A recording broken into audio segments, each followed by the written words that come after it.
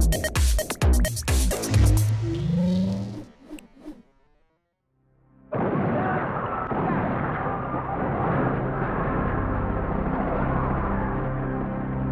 1983, a character called Tony Montana was introduced to cinema-going audiences and would become part of mainstream culture as we know it today. Antonio Montana. And you? Montana's face will be printed on t-shirts, be name-checked in countless songs, become one of the most recognizable film posters of all time, and give birth to a best-selling video game and comic book series that would chart the rise and fall of one of the most quoted characters in movie history. Say hello to my little friend! Soon to be celebrating its 40th anniversary, this is of course the story of Scarface. This country, you gotta make the money first. Then when you get the money, you get the power. Today, Scarface is considered a modern classic, but at the time of its production, the film would suffer from protests by Cubans because of its depiction of their lives in Florida, and the team would eventually have to relocate production to LA after the filmmakers received death threats while filming on location in Miami. Martin Bregman said when they began to get death threats, they realized it was time to shut this thing down and go to LA to film the rest of it. We weren't anti-Cuban, we weren't anti-anything, we were looking to tell a story. And as time went on, the threats seemed to fade off into the distance. Other than protests, there would be more problems with the production of Scarface. There would be trips to the emergency room for its star Al Pacino after he grabbed the barrel of a prop firearm and would need treatment for severe burns.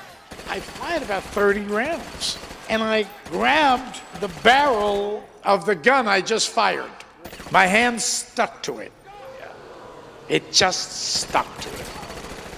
And the film's producer, Marty Bregman, and director Brian De Palma would have to battle with the MPAA in order to receive an R rating over an X, the X rating system being associated with pornographic film content.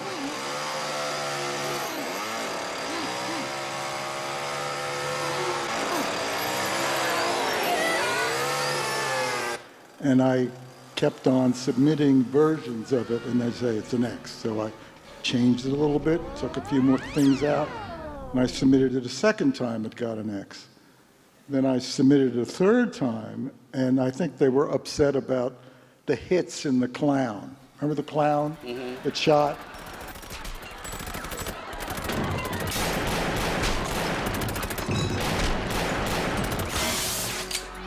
I said, I've had it with these people.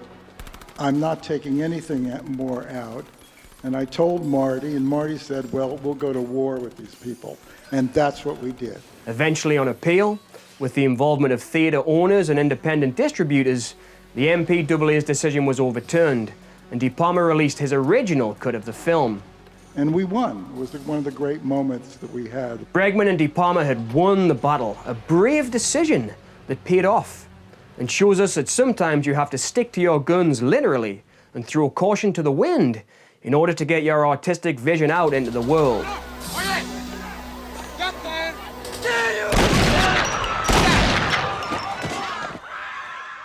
This is one of the reasons why I've always considered Brian De Palma to be a maverick director. Throughout his career, he often took daring chances with his movies in terms of their content, such as the shocking shower scene in the opening of Carrie. I get a lot of criticisms because of these kind of juxtapositions, but to me they seem perfectly logical. And the sexual content in such films as Body Double, which includes a very phallic use of a large power drill in a murder scene.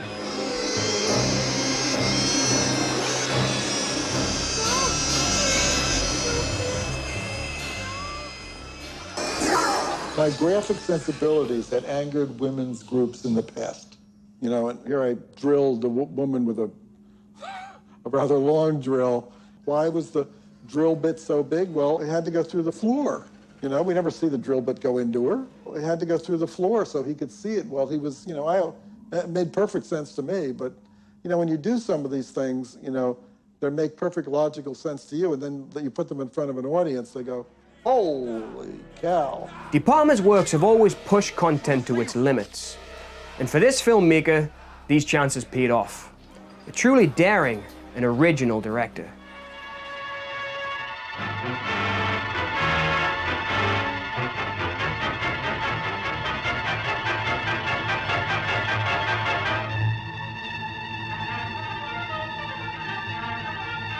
The legacy of Scarface has always been shrouded in contention with its critics. De Palma's film is a remake of the notorious 1932 film of the same name by legendary director Howard Hawks. Hello, Louis. The original was banned in several cities for many reasons, being reviled for its excesses. One reason being because of its themes of incest, that Stone had said were apparently based on the Borgia family of Renaissance Italy, and the film was withdrawn from circulation by its producer Howard Hughes until after his death in 1976. It's because you're me, and I'm you. It's always been that way. The films share many visual and narrative references with each other. We married yesterday, Tom. We married. We're gonna surprise you. We're going to surprise you. And the remake and the original have had a huge impact on culture and cannot be underestimated. The original 1932 film being classed as one of the original gangster films that spawned a genre that has been consistently popular for the decades that followed. Hey, that guy is soft. I could just see it in his face. Listen, little boy, in this business, there's only one law you gotta follow to keep out of trouble. Do it first, do it yourself, and keep on doing it. The team behind Scarface was quite an ensemble of familiar, successful, and up-and-coming talent. Producer Marty Bregman and star Al Pacino had already had a string of successful movies in the past together, including the renowned cop drama Serpico, so they already had a solid working relationship. He's gonna get nasty about it. Fuck me, man! Frank, cool it, man! Hey, motherfucker! Frank! Hey, Frank, Rudy's on. He's good people. Stay the fuck out of this! The director of Serpico, Sidney Lumet, who is considered as one of the all-time greats, was at one time attached to direct Scarface, after De Palma had originally left the project due to creative differences. Marty told me that he and Al wanted to develop a script with David Rabe, and then Al came to meet with me to see how things were going. I got a call from Bregman later that night saying Al's all upset about the script. He wants to have a meeting with David tomorrow. I told Marty Bregman David will quit if I ask him to come to a meeting. It's a crazy business, you know? That could happen to anyone, even you. I came up with an era that you went down with the writer. If the writer got fired, you walked. Hey, what you guys doing? There's a lot of dishes to be washed. Wash it yourself, right?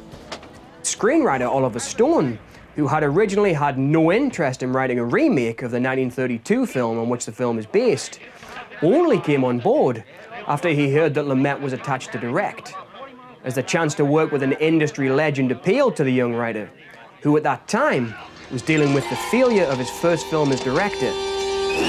Orion Pictures presents Michael Caine in The Hand. So the chance to work with the director of such classics as The Pawnbroker, A Long Day's Journey into Night, and a previous collaboration with Bregman and Pacino on the counterculture classic Dog Day Afternoon was just too good to pass up.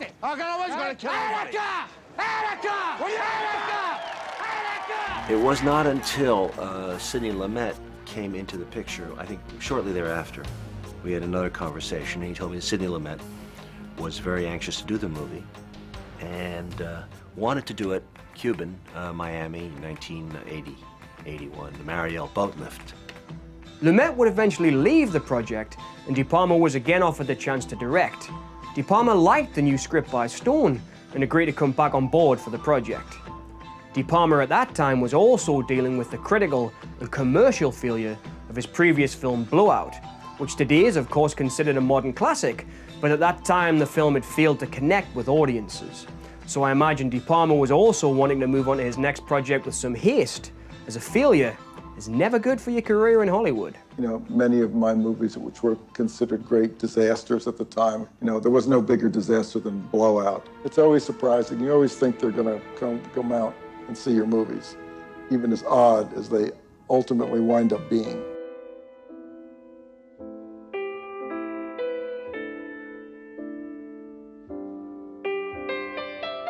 I personally think that Oliver Stone's involvement in the film on a narrative level really helps to achieve the film's operatic, almost Shakespearean crescendo, in the sense that the rise and fall of Tony Montana is every bit as epic, tragic, and violent as something like King Lear or Macbeth. It's no secret that the film can be interpreted as a damning indictment against capitalism and the dangers of attaining your dreams of power by any means possible. Banco, thy soul's flight, if it find heaven, must find it out tonight.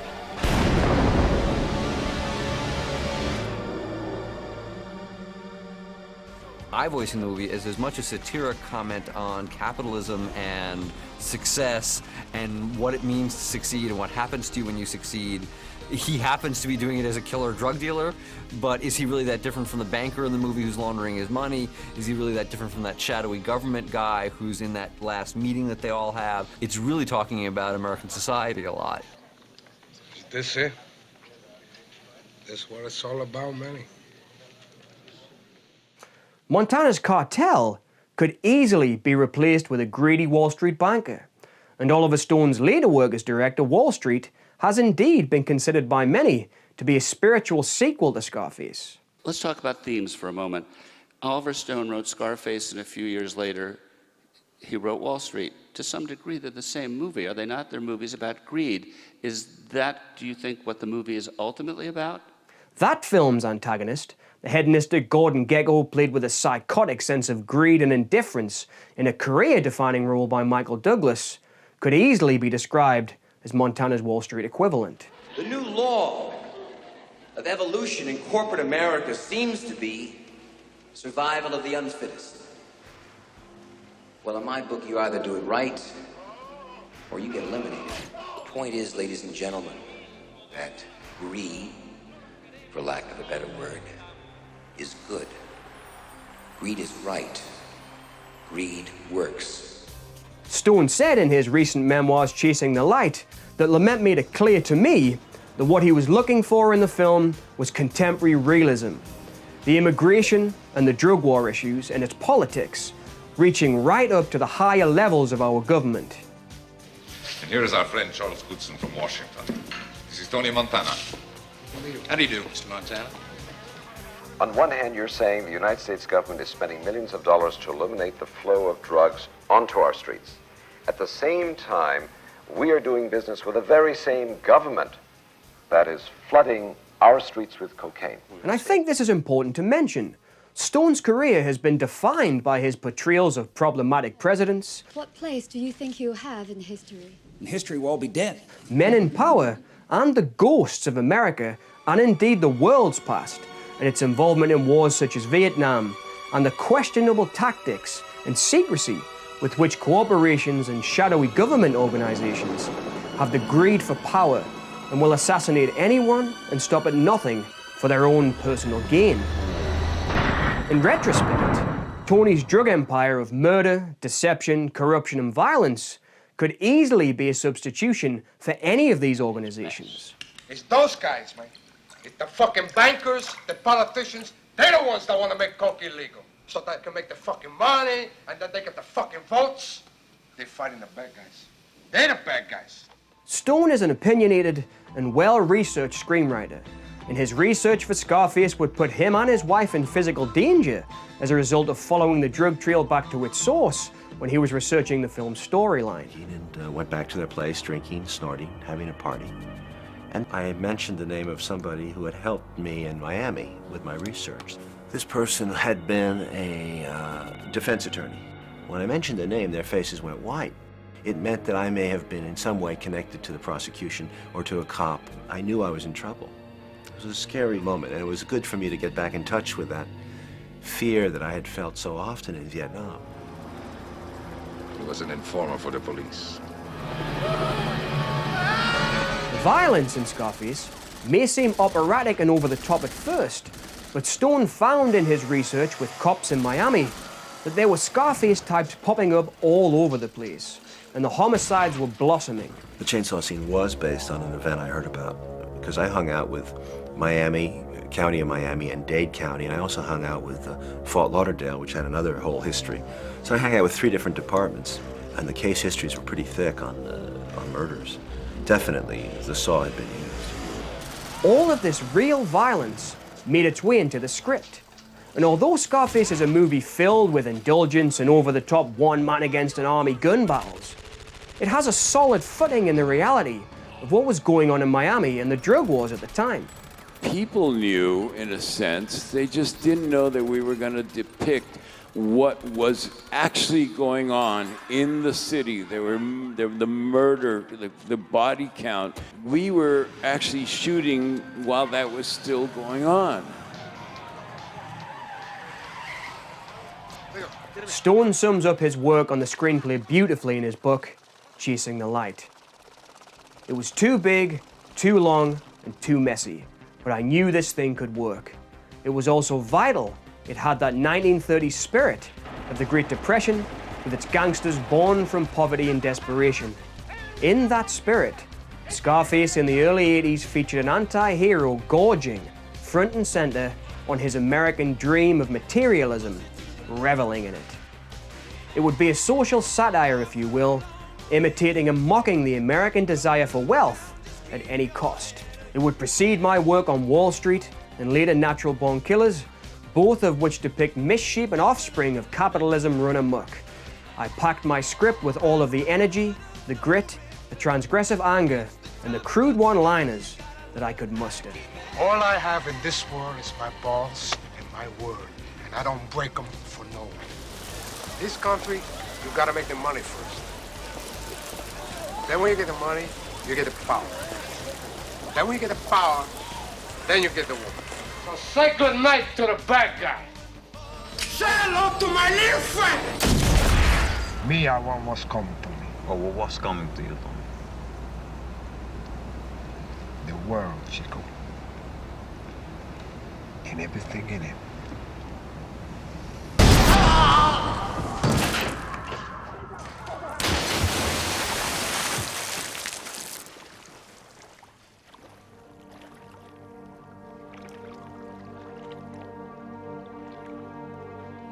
Looking back at the production of Scarface, we can see that amidst trips to the emergency room for its star, my hand stuck to it. It just stuck to it. Protests about its content and death threats to its creators, this movie was made against all odds. It was the love of the original from its producer and star that got the ball rolling. It was, an astounding movie, astounding, and the performance of Paul Muniz was astounding and inspiring. The involvement of the legend Sidney Lumet that gave it its edge, and the political views and interests and in-depth, often dangerous research of its screenwriter Oliver Stone that led to the daring, controversial, and long-lasting legacy that Scarface has today. And Oliver, of course, has very strong opinions, and it was a kind of lively collaboration, as I recall. Its tale of excess, power, and the operatic rise and fall of Tony Montana has its roots firmly footed in the violent reality of the cocaine drug wars. They didn't just kill each other in these drug wars, they literally chopped people up. I wanted to establish a level of violence that nobody had ever seen before. And finally, it was the talent, cinematic eye, and daring original direction of Brian De Palma that gives the film its unique look and one-of-a-kind following, because De Palma is a fearless director and fought for his right to make the movie that he wanted to make. A truly inspiring filmmaker whose place amongst the stars is guaranteed. I'd like to thank Squabblebox, who produced this video and asked me to collaborate with them. So if you like this content, please remember to like and subscribe. And if you would like to see more content from me, check out the link, John Rennie's Boneyard Pictures, in the description below. It's been my absolute pleasure to talk about this movie, and I hope you've enjoyed it too. Thanks so much for listening.